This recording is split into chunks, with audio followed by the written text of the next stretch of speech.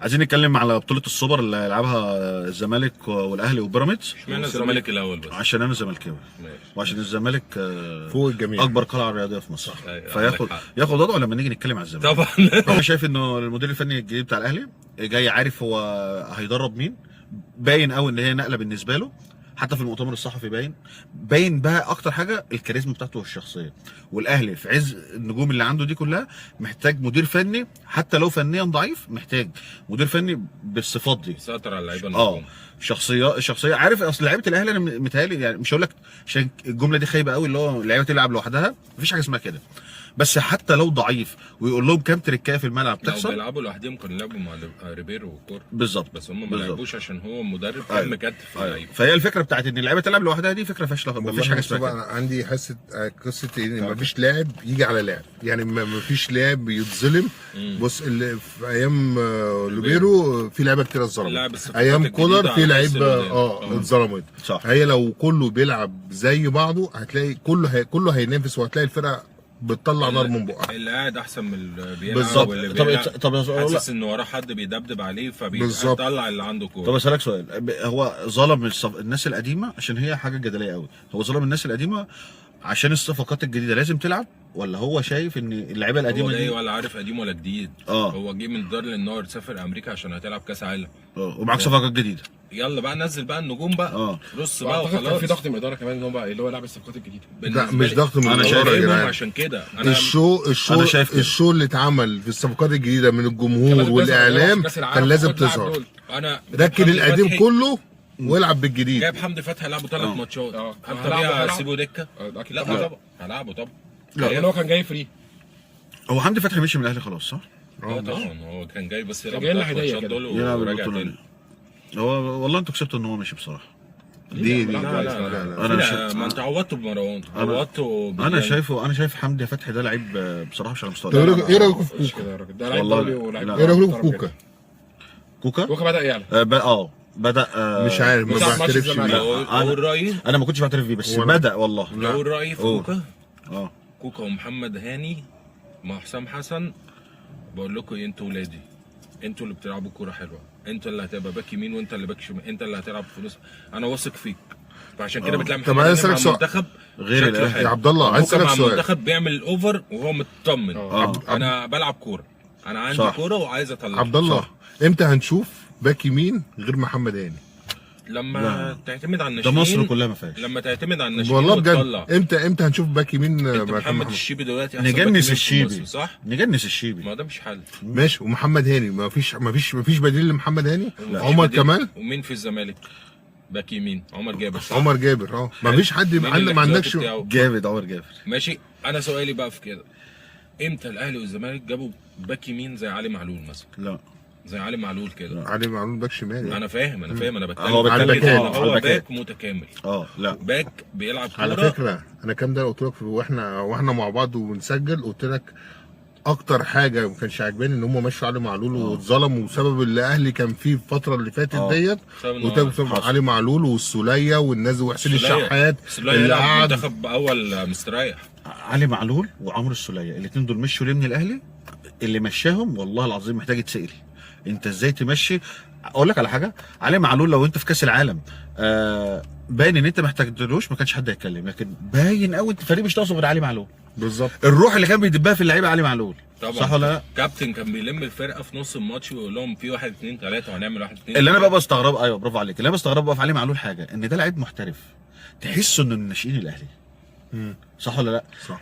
من سلطه ليه جوه الملعب، من كابتنه تحسه من الاهلي نفسه. يعني انا مش شايف حد انا عندي راي برضو في حته ابن النادي دي. حته ابن النادي دي المفروض ان هي اتلغت. معاك. المفروض ان هي اتلغت بمعنى انا بالنسبه لي دلوقتي لعيب، انت لعيب محترف بتاخد فلوس عشان تعمل واحد عشان تعمل دورك، مش لازم تبقى متربي. عماد النحاس ده حد يحس ان هو مش من ناشئين الاهلي؟ لا. عماد النحاس ده جاي من الاسماعيلي. يعني جاي نجم في الاسماعيلي، كان خلاص ابن الاسماعيلي، ما عملش في الاسماعيلي ربع اللي هو عمله مع الاهلي. ايوه. ولا انتماء ولا ان هو يطلع يتكلم كويس على الاهلي. ابراهيم فايق طلع يقول له اتكلم وقول لي بقى اللي حصل مع اللعيبه وبتاع. قال لا ما تفتكرش قفشه ولا قاعد هيحكي لك بقى ويفر كل حاجه. والله انا ما شفتش حوار. الفكره ان هو مدرب مش هيطلع سر النادي. شخصيه بيحب الاهلي. محمود الخطيب لما بيكرمه قال لك اولاد الاهلي مخلصين، ما قالكش مثلا عماد النحاس ويستاهل. هو فعلا قال ابناء النادي الاهلي. ليه؟ لان هو انت تحس ان هو زي بركات كده. تحس بركات ده ان هو مش اهلاوي، لا متربي جوه الاهلي. ان هو ممكن يبقى زملكاوي. واسلام الشاطر ماشي، اسلام الشاطر نفس الكلام. في لعيبه بتيجي بتعلم، بتخش جوه الكيمياء، بتخلص للنادي وبتخلص للنادي. ماشي.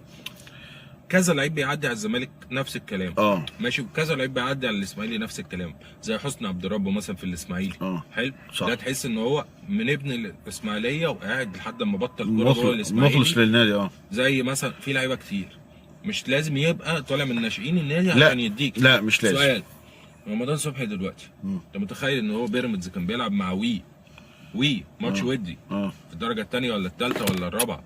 ماتش ودي. رمضان صبحي ما كانش في القايمه ولا اساسي ولا احتياطي. هو مصاب ولا عنده حاجه؟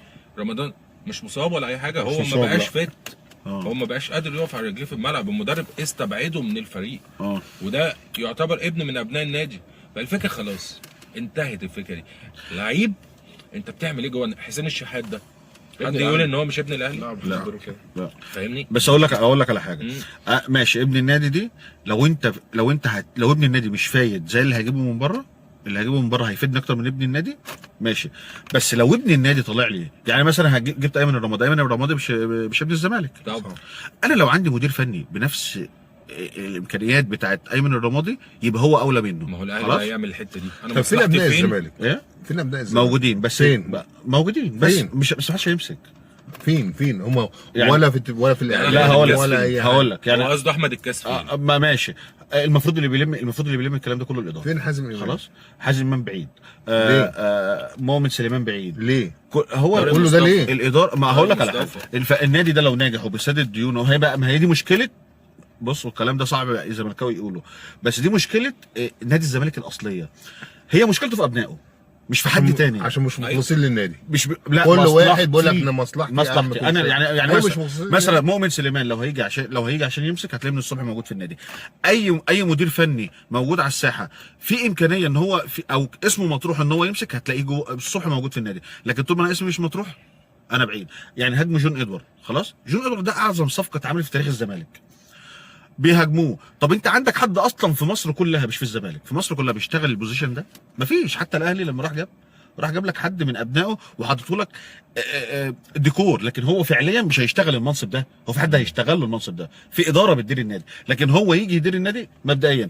فكره الكلمه اللي بتقالك يقعد جنب المدير الفني ولا ما يقعدش جنب المدير الفني، اصلا دي اللي بيحددها هو البوزيشن اللي هو ماسكه، هو اللي بيحدد. ما يجيش حد من فوق يتحدد له، ده حد حدد له يبقى ملوش لازمه، يبقى هو البوزيشن بتاعه وهمي. فاهم؟ محمد يوسف مثلا في الاهلي، هل هيعمل الشغل بتاع جون ادوارد؟ لا. انت بتسمع مين بقى راح مضى ومين راح كلم ومين راح عمل؟ ما تسمعش محمد يوسف غير في الاخر انه كان واقف معاك. عايز اقول لك على حاجه، مش شغلانه المدير الرياضي ان هو يروح يقعد مع اللعيبه ويمضيه. المدير الرياضي بيبقى معاه مدير تعاقدات، وبيبقى معاه مدير كوره، حلو ماشي، وبيبقى معاه مدير كذا ومدير كذا. فكل واحد فيهم بيعمل دوره. الزمالك لغي كل دول وحاطط جون ادوارد. طب اقول لك على حاجه، ماشي صح، هقول لك انت بتتكلم صح، ماشي. يعني بره في مدير رياضي النادي، بس في مدير تعاقدات، ماشي، وفي مدير كوره مخصوص بشؤون اللعيبه. ايوه، كل دول بقى بيعملوا تعليمات مين؟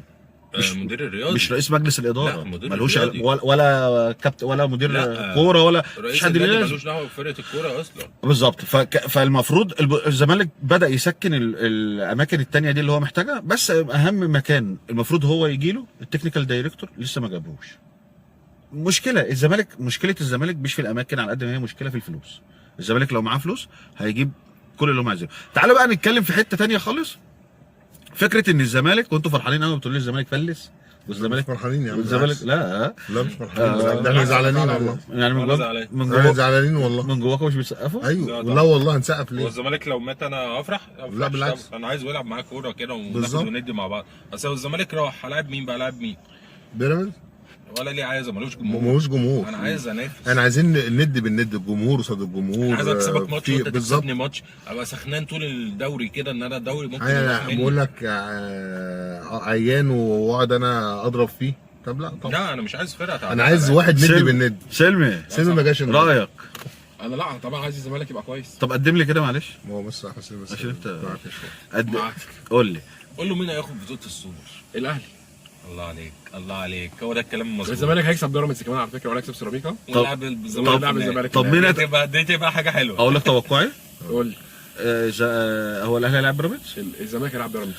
يبقى بيراميدز هيكسب وهيلاعب الاهلي هيكسب وهياخد لا مش هيحصل مش هيحصل لا الماتش. لا لا لا لا. انت عارف بقى هتشوف. لو الاهلي هيلاعب الزمالك في النهائي ممكن. في شك هتاخد البطوله. ممكن. هتلاعب بيراميدز في النهائي هناخد البطوله. هناخد يا بابا انت بالنسبه لي خصم سهل اصلا. انت انت شايف كده؟ الاهلي بالنسبه لي خصم. انا احسن فريق بعرف العبه هو الاهلي. صح. تنكر لا انتوا صح. تنكر ان انت بتحط على الدنيا كلها وتيجي عند الزمالك تقف ايوه باوضاعه السيئه دي. بالظبط. ما احنا وقفنا الماتش اللي فات. اه ده هو ولا ايه؟ ده احنا رجعنا. انت هتغير المدرب استنى بس انت هتغير المدرب يعني السوبر ان شاء الله. خلاص ماشي. لا بعد بطوله ما هي دي السوبر. المشكله بقى. بص ما هو بس. دي المشكله بتاعت المدير الرياضي. المدرب هو ده- مش هيمشي لك المدرب مدير ده- فني في نص الموسم المدرب ابدا. ده هيكسب بيراميدز وهفكرك ولا هيكسب وهنلاعب الزمالك في النهائي. انت محمد انت بتستوعب بيراميدز ازاي كده؟ لا هقول لك بس على حاجه. احنا هنقابل بيراميدز يا عبد الله وهنكسب بيراميدز هنكسبها يعني كسب يعني. الحق ده بيتشرط. لا. الحق ده بيتشرط. لا ما اقول لك على حاجه. هنكسبها كسب. الاهلي كده كده لا، هياخد مفيش البطوله كسب. دي. الاهلي كده كده هياخد البطوله دي. ان شاء الله الاهلي ده ان شاء الله. امام عاشور هيلعب البطوله دي. طب رهان يا جماعه. زيزو هيلعب البطوله اه رهان. تيجي نعمل ديل. رهان كل رهان. واحد ورا ب 100. ماشي. كل واحد ورا ب 100. لا بمبوزه. بمبوزه انا ماليش فيها. انا هيجي لي بمبوزه. وانا بمبوزه خلاص. وانا معاك بمبوزه. انا لو بيراميدز خسر انا مش هراهن. انت هتراهن على مين؟ على بيراميدز. مش على الزمالك؟ لا طبعا. مش على الزمالك؟ لا. والله يا جدع. والله لا لا ده انا لو بشجع سيراميكا هشجع سيراميكا اقول سيراميكا هتاخد انتماء. لو انتماء هشجع عم الزمالك. ولا لكن لو انت هنتكلم واقعي لو يعني؟ واقعي ما ينفعش تقول الزمالك ازاي. بس اقول لك الزمالك على- اقل فرقه في الاربعه. بس الزمالك الاربعه. اه طبعا. الزمالك- سيراميكا مع علي لا. ماهر. لا سيراميكا اقول لك على مع علي حاجه. ماهر. لا الزمالك مش اقل فرقه. ندي ثانيه الأهلي. واحده الزمالك مش اقل فرقه ككواليتي لعيبه. الزمالك اقل فرقه فنيا كمدير فني ككوره بتتلعب. كناس عندها مشاكل مستحقات. اصل ان انت اقول لك على حاجه. الناس دي هتروح احنا تلعب. بنتكلم ايوه ما الناس دي ما هي دي الكوره. ماشي دلوقتي انت متوقع ايه؟ قال لك بيراميدز. انا متوقع بيراميدز. نتيجه أتمنى. الثلاث ماتشات. نتيجه الثلاث ماتشات الزمالك هيخسر من بيراميدز اه والاهلي الاهلي مع سيراميكا. هيكسب سيراميكا. بيراميدز والاهلي في النهائي. بيراميدز يكسب مرتاح. يكسب مرتاح قوي. مرتاح قوي. هنرجع للفيديو ده. اقول لك على حاجه. نرجع للفيديو ده. في اول السنه قلت لك ايه؟ الاهلي مش هيعمل خالص اللي انتوا في دماغكم. وانا قلت ايه؟ قلت لي الاهلي لو خسر هيخسر من بيراميدز. صح. ادينا فيها اهو. صح. ما احنا رايحين لا مش في بطوله مش بطوله. قلت لك ماشي. لا لو خسر بطوله الدوري يا جماعه كاس كذا مره. يا جماعه بيراميدز فريق شرس يا قوي. حبيبي. والله. نفسه يا حبيبي ماشي. يكسبني ماتش ماشي بس ما خلاص يا يبقاش جدعان بطولة. في 3 بنبوذه عند مصطفى ان شاء الله. ماشي. انا مش يا هرجع رب. في كلامي. ماشي وانا هرجع في مش كلامي. هرجع في كلامي. انت تاخدهم بقى انت والعيال بقى. تاخدهم بقى. الرهان. الاربعه تاخدهم يعني 3 هم تاخدهم اه فاهمني وانت تجيب لنا 3. ماشي. طب سؤال الرهان على واقعيه ولا على انتماء؟ ازاي ولا انت مالكش فيه بقى. ايه؟ انت نتيجة بتتكلم ماتش. نتيجة ماتش. يعني واقعي. اه طبعا. واقعي بيراميدز. انتماء هراهن الزمالك. لا يا عم. اي حاجه. هو كلمة هتتقال. كلمه هتتقال. انت بتشجع مين؟ شجع الزمالك طبعا. صح. مين اللي هياخد البطوله؟ المقاولين؟ بيراميدز. باش انا هراهن على الزمالك. الزمالك؟ اه قلبي مش جايبني. لا قلبه مش جايبني. لا الانتماء برضه غلبني. عامل زي الشيما بقول لك انا عامل بتاع وراح اشجع بيراميدز. قلت له قال لا لي لا 500 جنيه. لا عمري لا تذكرتي. لا سيبك من دي حتى هو استغلالي. سيبك منها. لكن انا بتكلم على كانتماء. لا طبعا الزمالك. لكن فنيا يا جماعه انتوا احنا سيبك فنيا. احنا شايفين دلوقتي بيراميدز الاهلي ممكن يبقى اقل من بيراميدز دلوقتي فنيا ويكسبه عادي جدا. احنا ما بنتكلمش فن.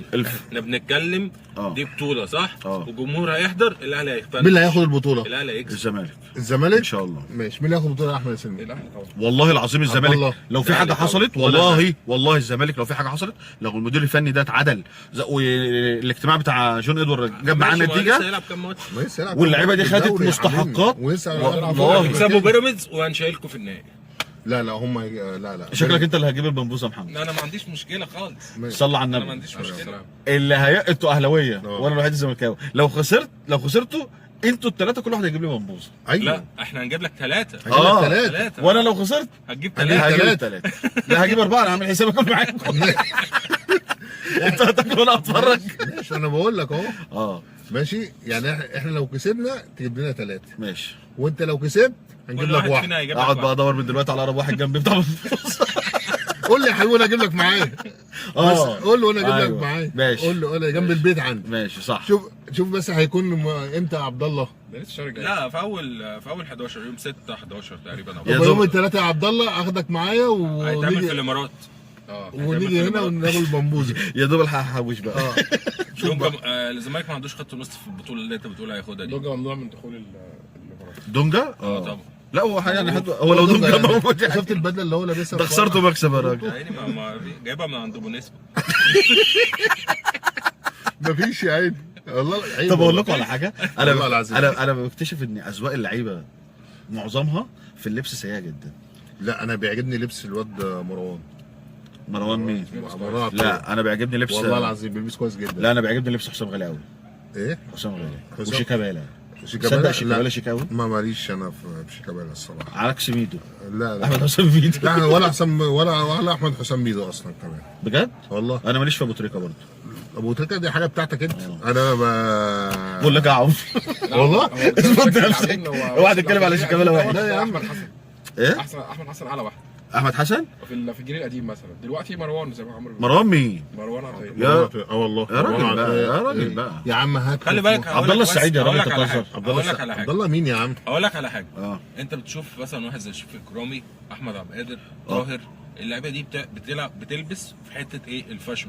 البنطلون الواسع قوي، التيشيرتات المقطعه، الجزم العاليه، الكلام ده بيلعبوا في السكه دي.